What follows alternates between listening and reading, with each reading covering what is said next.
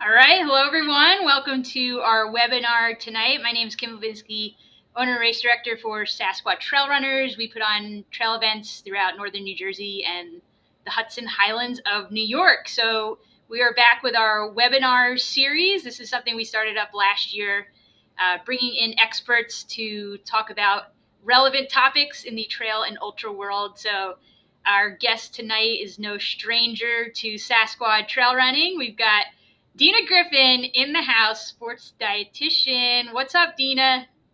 Hey, Kim. Thank you so much for having me on. Chat a little bit of nutrition. I'm always delighted to participate in any of the Sasquatch trail running events, live or virtual. They're all amazing.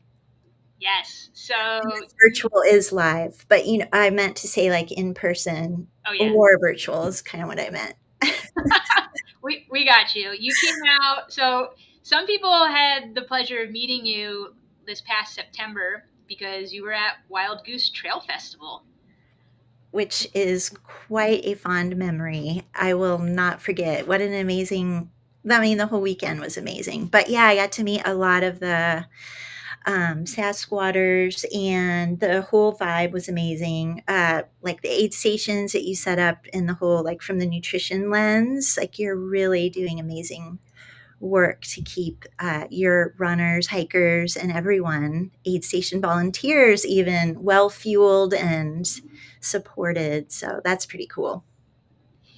Yes. Well, you have been a part of that on the back end. So, a little intro. I met Dina in 2021, I guess, is when we first connected. I was training for Tahoe 200 at the time, and I love to tell this story. So I was online, searching Facebook for recommendations, and somebody had made like this spreadsheet of dietitians across the country. And so I was going through them one by one, and then when I clicked on Dina's website, I was reading the bio. I'm like, man, this lady's badass.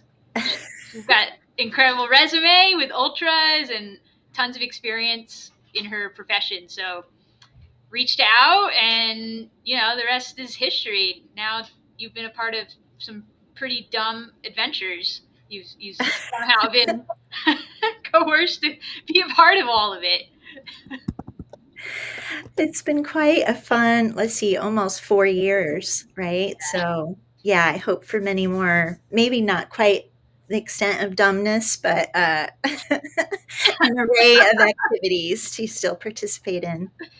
Yes. So Dina came out to Tahoe 200 when I did that in 2022. She did a lot of crewing and a lot of pacing. And then in 2023, she was a part of the Long Path FKT, the 358-mile thing that happened out in New York. And Dina's going to be coming out to Jersey in a few weeks because she's coming for the world premiere of the documentary. And I was so happy when me and Shai invited her to come on the panel. So we're doing a whole panel after the documentary where there'll be Q&A. So I know there's going to probably be lots of questions about like what happened with food out there. So I'm excited for you to share all the details. Yeah, that's going to be great on so many levels. So yeah, I am looking forward to that. And as we're talking, it's less than a month away, and Oh, I can see a couple people here, Bailey and Becca, who were a part of the whole team, and mwah, hugs and kisses to everyone that like my East Coast gals and crew is just like, I can't wait to see everyone. But yeah, participating in your long path FKT was, I mean, there's so many words, and yet they're hard to enunciate yeah. or like get out how impactful that whole experience was, nutritionally and otherwise. What an experience. Yeah, it was something. So, uh, you know, shameless plug. If you haven't got your ticket yet, check it out on the website. We're doing a screening in Hawthorne, New Jersey. It's kind of out near Fairlawn. So Saturday, May 3rd, 7 o'clock, and then we're doing a matinee on Sunday, May 4th, which is also Star Wars Day. May the 4th be with you. So that's fantastic. But Anyway, okay, let's jump into this. Dina, would you mind giving kind of a short intro about who is Dina Griffin, and then we can start working through the questions that came in. Oh, yeah. Thank you. Suppose that's helpful. Yeah, by trade, I am a registered dietitian, sports dietitian, board certified, and I am based out of Colorado, but I work with active athletic people all over the country, all over the world. And really, my job is really to take the person that I'm working with and help them through food, food strategies, so many levels, but really helping you, the person, to become your strongest self, your fittest self, really enjoy the sports that you do, living in the most healthy body that you can. And then when it comes to those of us who participate in events and races, whether they're 5Ks or, 50-day events, is really to optimize what we're doing from a fueling perspective to make sure that we're competing at the level that we wish to. So preventing body breakdowns, nutrient deficiencies. Again, as I'm sure everyone can appreciate how different we all are, and hence there are different food and fueling approaches for each of us that I really tap into, and appreciating that it is a personalized approach. Awesome. Yeah, I think that's I know already because we've done several of these. That's probably going to be the biggest takeaway is that nutrition is so personal and really individual. So there were a lot of great questions that came in, but I think many of the answers will be it depends, just because I know you very well. So, but let's work through them. I think the first one. I mean, why not just go for it? We'll go in the order that it came in, so we're just going to jump right to this. The question is, can you talk about the differences between fueling for a 100 miler versus a 200 miler? Yeah, this is a good one. So, obviously, these are long distances, and 100-mile versus 200-mile, for some of us, the 200-miler can be several days that we're out there. I kind of think of it like a road trip versus an across the town trip. Like I'm going to the grocery store 5 miles away, or I'm driving halfway across the country. Do I need a snack, a couple snacks, or like this is a serious road trip? And a few energy gels or sports drink products probably not going to keep me sustained for that halfway across the country road trip. But regardless, 100-mile is still significant compared to a shorter, like a 10K run, or a half marathon kind of distance.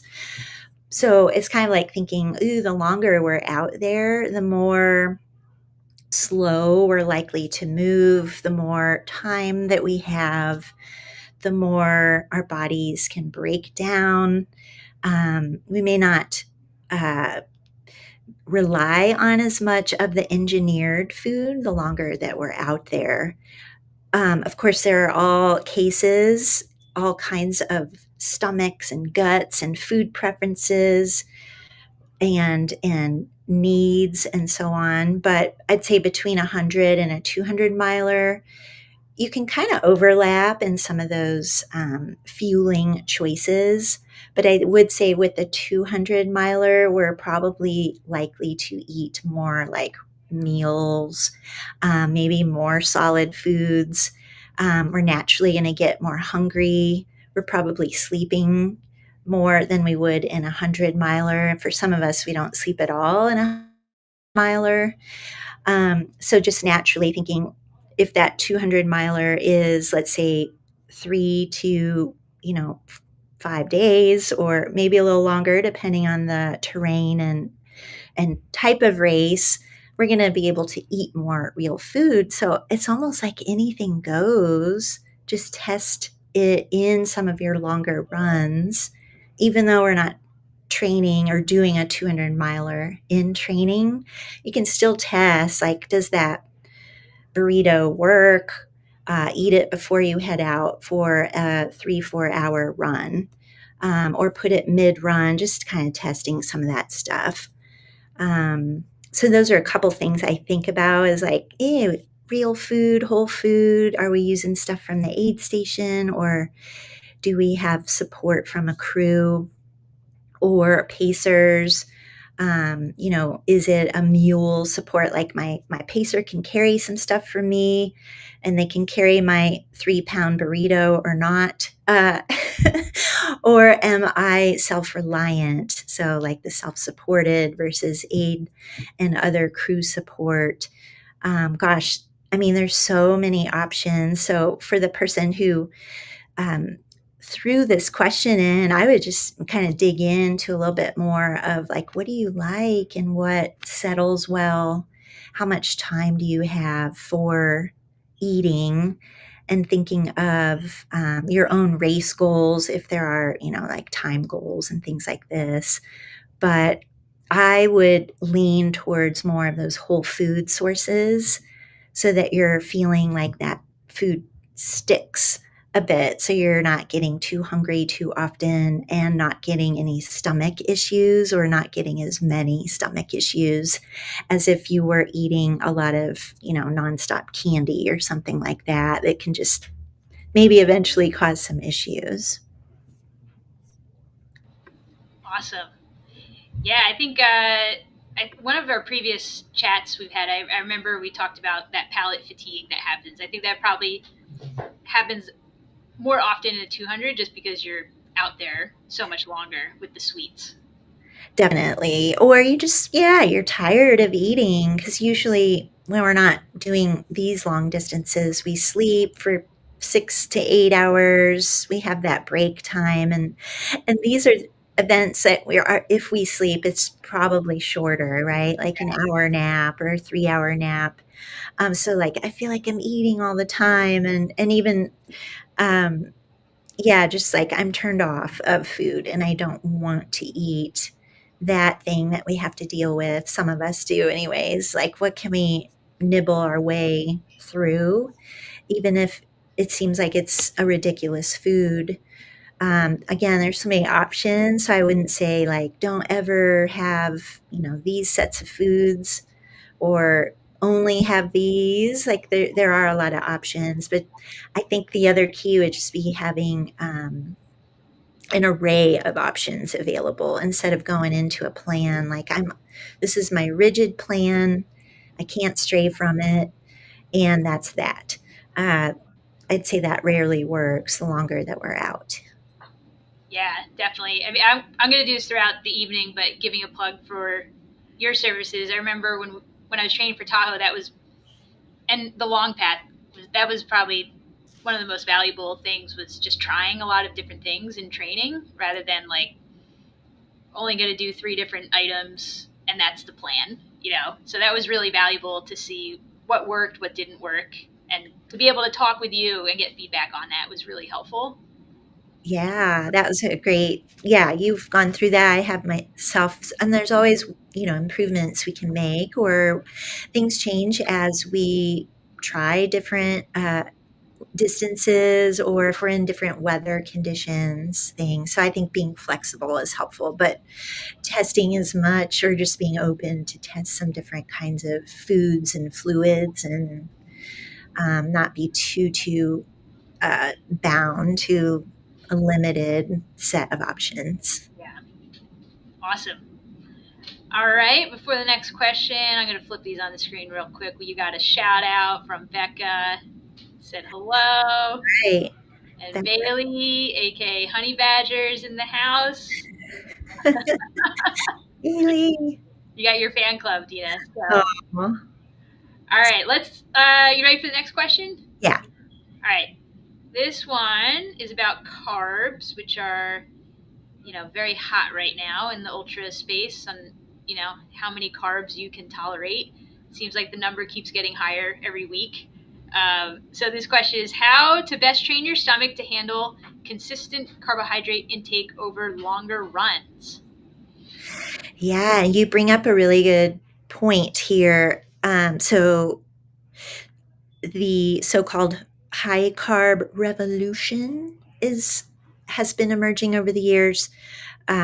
Certainly in the ultra running space, that is taking some front radar here. And to this question, how to best train your stomach to handle consistent carb intake over long runs, I would first, for each of us, if we're looking to improve consistency of our carb fueling and or we're looking to increase our carb intake, important to know where you're at, first of all. So quantifying that for yourself, knowing if it's calories of carbohydrate or carbohydrate grams, where are you before we're doing anything? So that helps if you're progressing to an increase in hourly carbohydrates. For example, are we going from 30 grams of carbohydrate, which is about 120 calories, to 80 grams? Are we looking to go to 100 grams? Like, what is the increment, if that is applicable for this person or anyone listening? I would say if we're looking to increase carbs versus I'm just trying to get consistent with X fill in the blank number of grams, to not go maybe from 0 to 10, meaning like don't expect to radically hit those high carb amounts in a super short period of time. It is, in my experience, rare for a stomach to tolerate that without 2 to 3 months of training your gut. But think of your stomach as just like muscles, right? It is trainable. It is something that will adapt to how we feed ourselves. So I think there's a couple ways to answer this question. One is, are we just looking to be consistent? I'm all over the map when I go out for long runs. Sometimes I eat, sometimes I don't. That part, I would say, is a little bit more easy to tackle than just trying to dramatically increase your carb intake. Some people will use their watch or their phone to set off an alarm or a beep or some sort of timer to just maybe, visually or hearing wise, audio wise, like, oh, time to eat, and getting into that mode, kind of like, this cue to remind you. Or if you have training buddies, at the start of the run, like, hey, can you help me with this? Trying to just remind me to eat every X interval. So some of those cues can be handy if we're just looking to be more consistent with that carb fueling. I think keeping in mind access, is your gel or your food item packed away in your hydration pack? And you have to take it off, or my arm doesn't twist that way. Like, make it easy for yourself to access your fuel. So easy, timers for reminders can be super helpful. On the other side, if we're looking to increase our carb intake and become more consistent with that, I would say to, first of all, set the timeline and give it 2 to 3 months of training your gut, train your stomach. Kind of like we're training our whole body to prepare to do an event. We also have to train the stomach to take those carbs.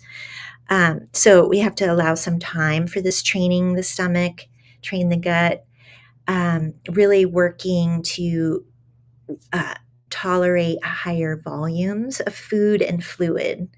And it sounds kind of like I don't know, for some it's like, yay, I get to eat more, and others like, whoa, this sounds kind of miserable. I just want to enjoy the trails. I don't want to stuff a whole bunch of, food and fluid in my system. But if you think about, like visualize a hose, it's kind of a silly analogy for our intestinal tract, or if you think of those snakes, when they eat like a rat, they have this big bulge. It's kind of like that. So we want to, with the hose analogy, like we kind of want to shove some bigger volume than what the hose looks like it will tolerate. This is silly visual, and I'm kind of freaking out as I think about it in my own imagination, but Breath. Take a you breath. I know, like, but you do want to think about the volume of liquid you're drinking or the food that you're eating and work to increase that volume. So that's going to be relative to each person's starting point and their end point. You can pick 2 to 3 runs a week. I wouldn't pick every run like, I'm going to triple my calories or triple my fluids, but pick 1 to 3 runs, maybe in the 8 to 12 weeks prior to an event or a race. And maybe that is your longer run and maybe a moderate distance run or a harder run. And just think about being more aggressive with that volume of fluid you're consuming and the food that you're consuming. And then the next step would be fine tuning that choice of carb. So if it's liquid or gels or which product's going to settle. But first we have to expose the stomach to that bigger volume of food. So that's kind of your first priority.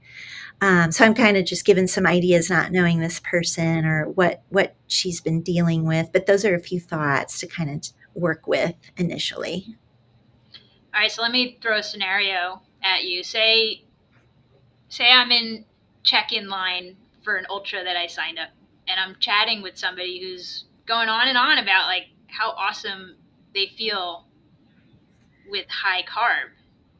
You think it's a good idea for me to just like start it during the race, going high carb?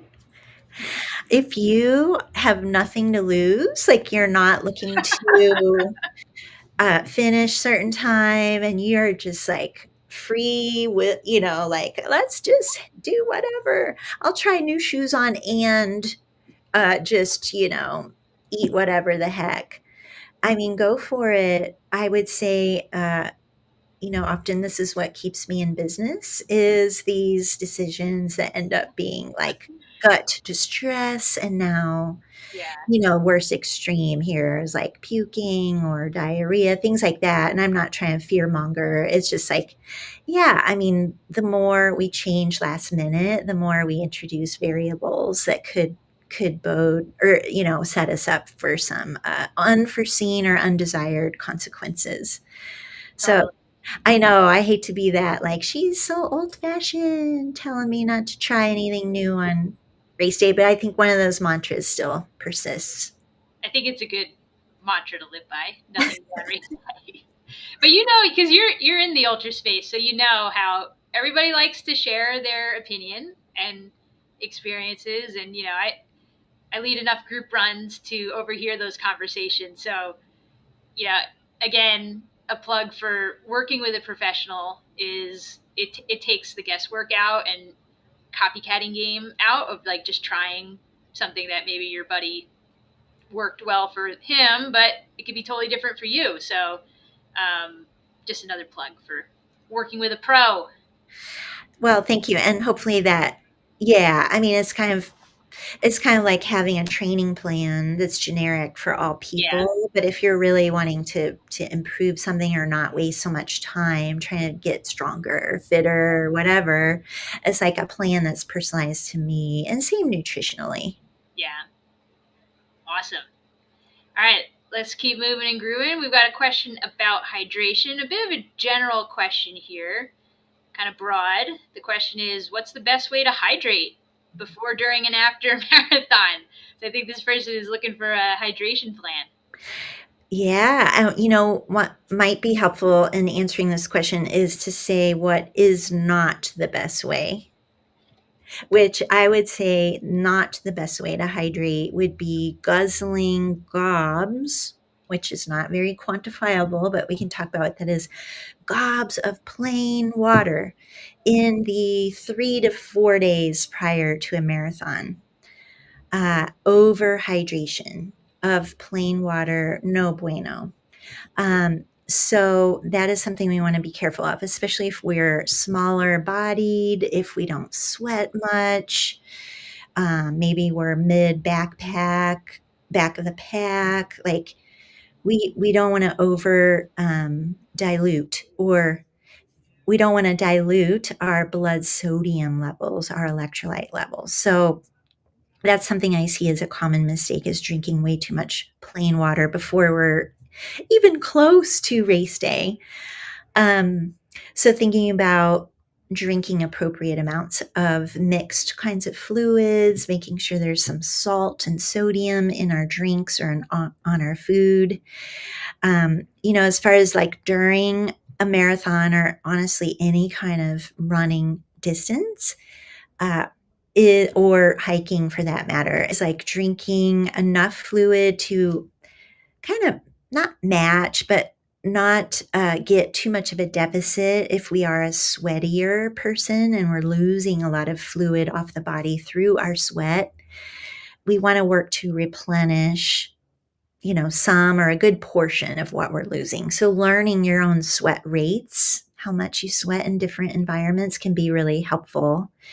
I do have on my website, I think it's under resources, there is a sweat rate sheet that teaches you how to do your own sweat rate testing. And there's a spreadsheet there you can track some of your own data. So that can really help you with understanding your own fluid needs for a marathon or any other distance. And then I guess afterwards, since that was part of the question, what do you do for hydration afterwards? Great job to this person for asking that piece, because most of us do not care. Once we're done, we are done. And so great job to this person for thinking about what the heck to hydrate with after a marathon. Here again, it kind of depends how much you kind of dug your hydration hole. Like how much did you not drink during? There's some formulas out there to figure out how much technically to drink based on what you lost fluid wise from sweat. We could just ballpark and say, within the next hour of finishing, try and drink 2 to 3 cups, or 16 to 24 ounces of fluid, and have some sodium in that fluid, or drink water with a salty food. So you're getting salt to rehydrate and water to replenish. So I can't give an exact amount, but that range is generally adequate for most people. Awesome. I've got a cat crawling up my shoulder here. I want to make sure you plug also your sweat sodium test. So when you came out to Wild Goose, you offer that as a service for people to sign up and get their sweat sodium tested with you. Do you want to touch on that and you know part of your business? Yeah, and that testing doesn't tell us how sweaty we are, but it does tell us how salty our sweat is. So for every liter of sweat we make, how salty is that? And between people, there is about 10 to 11 fold difference, genetically determined. So that test is a one-time test. I offer that here in Boulder, Colorado, if anyone's traveling here this summer or in the future, and definitely do clinics, testing workshops, and things across the country. But that is super helpful, especially if you just have struggled. Like, I can't figure out how much to drink. I'm not sure if I need all these electrolytes. Some of us are way overdoing it in our electrolytes. Some are way underdoing it, and some are spot on. But like, where are you? So that testing is a one-time test. It takes 30 minutes, less than 30 minutes to do. And you don't have to run or exercise for that test, but it's super cool. And I do have info on my website about that too, if anyone's interested. Yeah, you tested quite a few Sasquaters that weekend, and I won't say who it is, but I know one of them. It was really life changing, the sweat test, because he had such a high level, right? Yeah, it was such a light bulb, Kim, Yeah, because there had been cramping and some physical distress experienced. And this test revealed, this is helpful, right? It's just revealed, like, oh, now it makes yeah, sense. I actually, for this person, needed a lot more sodium than what, was thought. Yeah. And so working through that definitely is super helpful. Awesome. All right. We got hydration. Let's jump into, we'll swing back to nutrition. The next question is any advice for making DIY energy gels using whole food ingredients? I'm seeing this more and more pop up on the social media with people, they're buying supplies and making their own gels. So this would be cool to touch on here. Yeah, I think it's cool. I mean, you can save some money for sure. I mean, it's going to take you some time depending on what recipe, if you've got one or you're kind of coming up with your own creation. So it might save you some coins, it might save you packaging. You can really tailor some things to your own palate. But again, it's like the Wild West. Like, what's going to go into my homemade energy gel? So I'll just give a few tips. I mean, you'd want to have, and the question is a little bit generic. Any advice? So I'm kind of not sure on if there's specifics here, and if there's anyone attending live and you're doing this, definitely pop in the chat what your concoction is. But I mean, you kind of need a good blender or food processor because typically we're needing something to just mechanically like blend all this stuff. But thinking about the core ingredients, some kind of carb source or multiple carb sources, some salt in there. It's probably a little bit of liquid just for consistency purposes. And then you can also add, seasoning of choice like cinnamon or, I mean, you can make savory stuff as well. But I think the carb choice, oh, and then I should add, Kim, like, do you want to put a little bit of fat in or a little bit of protein? So carbs are going to be the big ingredient in any kind of homemade gel, although there are gels that are fat based. So I'll just focus on the carb gel since it's most common. But you've got so many options, thinking of things like maple syrup or brown rice syrup or so some sort of liquid sugar, and then some oftentimes blending like some cooked rice or sweet potato that's been cooked, that's soft. So you kind of mix a little simple sugar and a little of your longer lasting carb, that other longer lasting sugar, so to speak. And then figuring out how much salt you want to put in based on whatever other things you might be consuming that are salty. Uh, and then it might be, your other flavorings. So I think unlimited, and you can go on the interwebs and find great recipes to tinker with. What is drawing you? Like, are you fruit based? Are you a chia seed base? Are you kind of want some banana nut butter mix? Are you looking for something savory? I will say the things that kind of go wrong is like it gets too thick, and then depending on the nozzle or the bottle or contraption that you're putting your gel in, like if it's cold out and that thing is so thick, it kind of gets stuck in the container, and that's going to be frustrating. So you definitely want to make sure your consistency is such that if it's cold or once it settles, that it's not just like turning into concrete.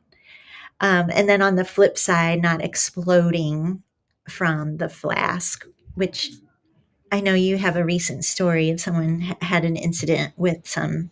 Oh, yeah. Agave. Yeah. So I will just say a simple that's, like take some maple syrup, add some salt. I mean, that technically is an energy gel. So you don't have to put 18 ingredients in a homemade energy gel. You can keep it simple. Um, but it'll depend how much you need, and are we taxing the stomach too much by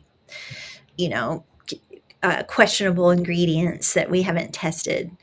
But yeah, there's all kinds of concoctions, and some will use, like our favorite scratch company, like using Yeah, their scratch high carb and making a right. gel out of that. I You can tried add, that the first time last week. yeah. What did you think?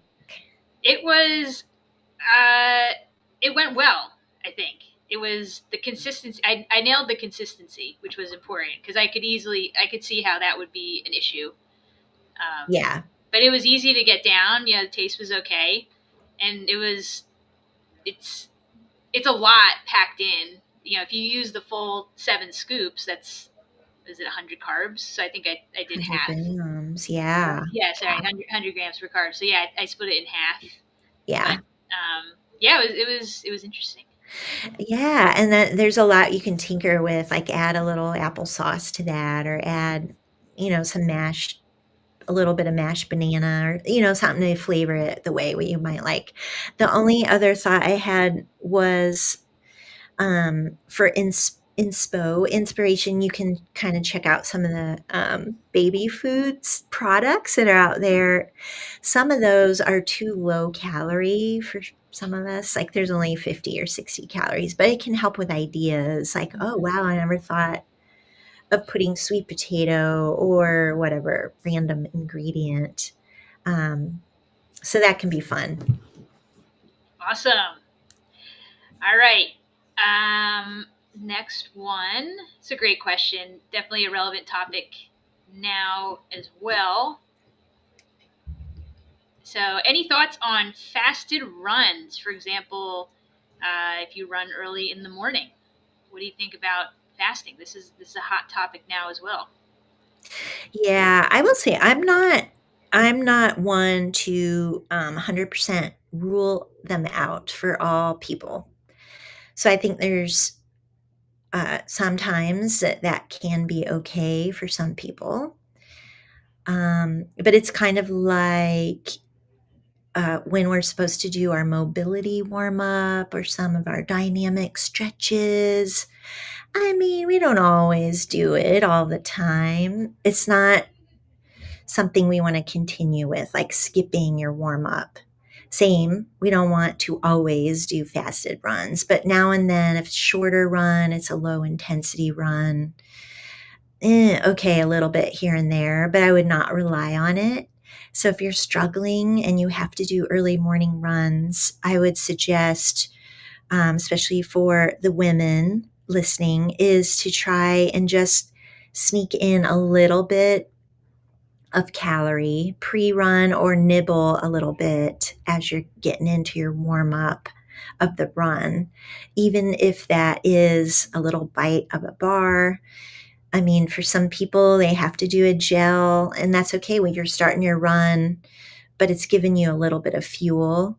My preference is a little bit of protein pre-run, especially for us that's like getting 40 and older kind of age set, is a little bit of protein to break from the overnight fast.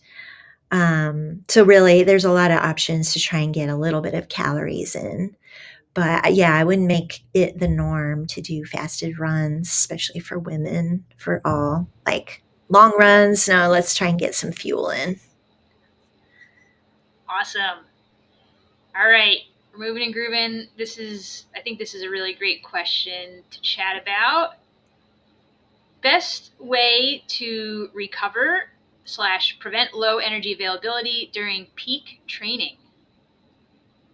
Should we talk on a little what I is was just going to low? say, maybe talk about what that is for people who Yeah, haven't heard that term before. yeah, low energy availability refers to a state of the body, which could be short term or longer term, where our energy expenditure through exercise, calories burned through exercise, is significant enough compared to what we're consuming through food. Then there becomes this mismatch where the calories we're just trying to get to sustain normal physiological functions of the body, like digestion and brain function and heart pumping. The energy supply to do all of those things is compromised because there's so much calories being burned through exercise, and or we're just not eating enough. You know, again, short term things happen where we just have a day or two, or we're not in the mood to eat, we're running around, there's stuff we're doing. It's just that we don't want to have that be the norm where we're not eating sufficient calories. There's several consequences to that for men and for women, for all peoples, all bodies. Doesn't matter if what body shape, size, age, anything. The consequences can affect health, from thyroid function to mood, depression, digestion, having issues, all the way to performance consequences. Like, I am slowing down, my heart rate's higher, like all the things we don't want can happen. So that sounds all terrible. And not to be doomsville, but we want to have, not those situations happening. So the best ways to prevent that situation, some simple things we can keep in mind is like setting yourself up for a regular, fairly consistent meal timing day to day as best as you can. And I understand, like, we might have long run days, like, well, I'm out on the trails for 5-6 hours, I'm not eating a whole big meal. So there, we have to work with that. But on most days, like, okay, I'm gonna not wait too long between meals, I'm gonna try and have this timing system set up for myself. Also is just fueling our workouts. So eating before, it ties to that previous question, is like, let's not do fasted runs because that can put us into low energy availability. So let's eat before runs, put some carb protein in there, eat after runs. Some of us need an extra snack or two if we're in a big peak training phase or block. Maybe there's a little extra, fat in a meal to just get some calories there, like some extra olive oil or avocado. And then, a bedtime snack. That is not wrong for all people, especially if we're just trying to meet our energy needs. Awesome. All right. I want to be mindful of our time. So we probably aren't going to get through all the questions, but maybe like one or two more. Do you want to pick them, or do you want me to just pick a couple more? You can pick a few, yeah. Okay. I might just keep going in order, or Okay. maybe I'll do the last one, so then the last person doesn't get shafted, like we usually happens when we run out of time. So I'll ask one of the last questions here. Do you have any recommendation? Oh, here, let me throw it up there. Do you have any recommendations for weight management while training for an ultra distance race? Yeah, I mean, weight management. I mean, some thoughts and recommendations would be focusing attention on, are you nourishing your body well to train for your ultra? It's kind of like reframing this a little bit, because if we're looking for, let's say, weight loss, we might compromise our ability to train well for our ultra if we're in too low or big of a calorie deficit. So, and the term weight management could just imply here that we're wanting to kind of, maybe not gain weight. Oh gosh, I'm flubbering a little bit. Let me go to the fact that if we are training a lot, which, that is relative to each person, we actually want to fuel the workouts and fuel ourselves well to become more fit and ready for that ultra. So I almost would say, like, if you are training for an ultra, it's maybe not the best time to be hyper focused on body composition. But a couple things you can keep in mind is like focusing on making sure you're getting good amounts of protein at all your meals. That can really help, especially as we're in that 35 and older, is like, ugh, a lot of us that are run all the time, we can lose muscle. And so that can like shift our body composition. But if we're eating a protein, prioritizing that can help the body not only just manage body weight, but also body composition. So that would be one recommendation, other than maybe not having that like peak training and peak blocks of training, higher volume, be a focus on body weight change so much as some other times of the year. That way we're not compromising ourselves. Awesome. All right, I think we should wrap it up here because I want to make sure you have a few minutes to talk about the various things that you offer through your business, the Nutrition Mechanic. So, would you mind kind of walking us through some of the programs that you're running or programs that are coming up, and then also like what opportunities are there to work with you, either one on one, or do you have group settings, or spill the tea here? How can people connect with you? Thank you. I mean, that's super nice, Kim. Thank you too for this opportunity. I really appreciate it. I do have one-on-one coaching service available. I also have a colleague, Becca, who is an ultra runner herself, and she has one-on-one services as well. So there's two of us here on the Nutrition Mechanic team that do one-on-one. We also have a couple um, group offerings coming up here in the spring, that allow for, it's a different price point. So that's something like, if anyone's interested in getting some nutrition help, but you're not sure of one-on-one, we can hop on a discovery call and figure out what you're looking for, and then try and align you like, oh, this might be a group program, or I think you would actually get so much more out of a one-on-one situation. So those are a few things to consider. Maybe the best thing is like to hop on my newsletter. That way you can get some of our content and things, or you can always like, let's connect on Instagram. That way you're seeing what of some of the newer programs that we're offering. But yeah, we're trying to expand some services here with 2025 and offering more group programs and some DIY courses as well. Awesome. I'm thinking about two more things. Do you want to give a plug for some of the diagnostic testing that you do, and then also your podcast? I think would be great. Oh, wow, I didn't even think of Yeah, that. yeah, That is amazing. yeah, yeah. Yeah, I would love, yeah, podcast. I have a colleague, Bob, and he is a sports dietitian, and we have a pod called Inside Sports Nutrition, and it's a weekly pod. And we talk about all kinds of things. It's not just sports nutrition, but it is nutrition for the active person, for the athletic person. So that'd be awesome if you want to subscribe or follow the pod. And then, yeah, thank you. Not just the nutrition coaching, but I also do, like we talked about, the sweat sodium testing. I also do metabolic testing here in Boulder, Colorado. For anyone that's planning a trip through Colorado, look me up. We can get some testing done.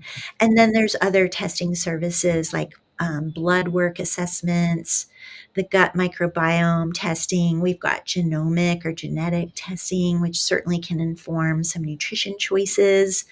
And then there's omega-3 testing. I mean, there's so much that we can uncover through the diagnostic testing. And really, that's just helping us learn your areas where we can improve, or maybe some things that haven't been addressed that are maybe manifesting in certain ways that are affecting your health or your performance. So we can get more of that data to inform what needs to happen next.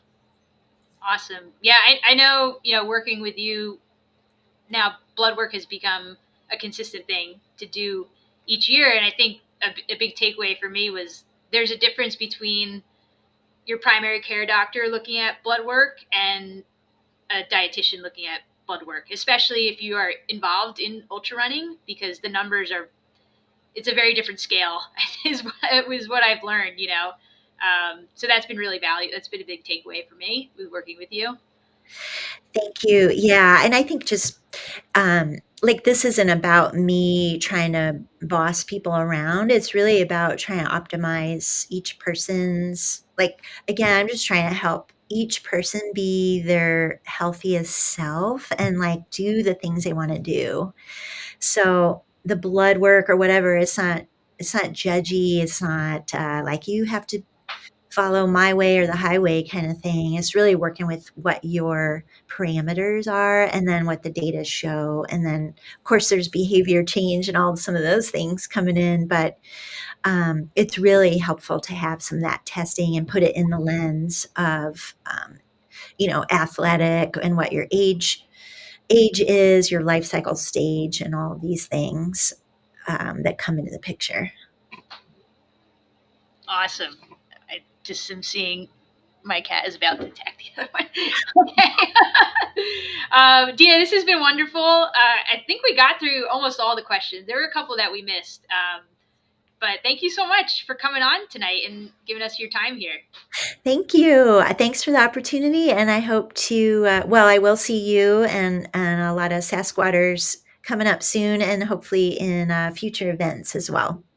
Yes, we'll see you in a couple weeks here. It's kind of wild how fast it's coming. Sounds good. Thank you. Yeah, it's going to be fun. Awesome. All right, guys, thanks for tuning in tonight to this webinar. This is fantastic. If you're listening on our podcast, appreciate you giving us a listen here. So if you want to learn more about us, SasquatchTrailRunning.com, you can check out all of our events. We've got a full schedule, about one race every month. And if you want to learn more about Dina, your website is nutritionmechanic.com. there it is. Awesome. All right, everybody, have a good night, and we'll see you on the trails. Keep it squatchy.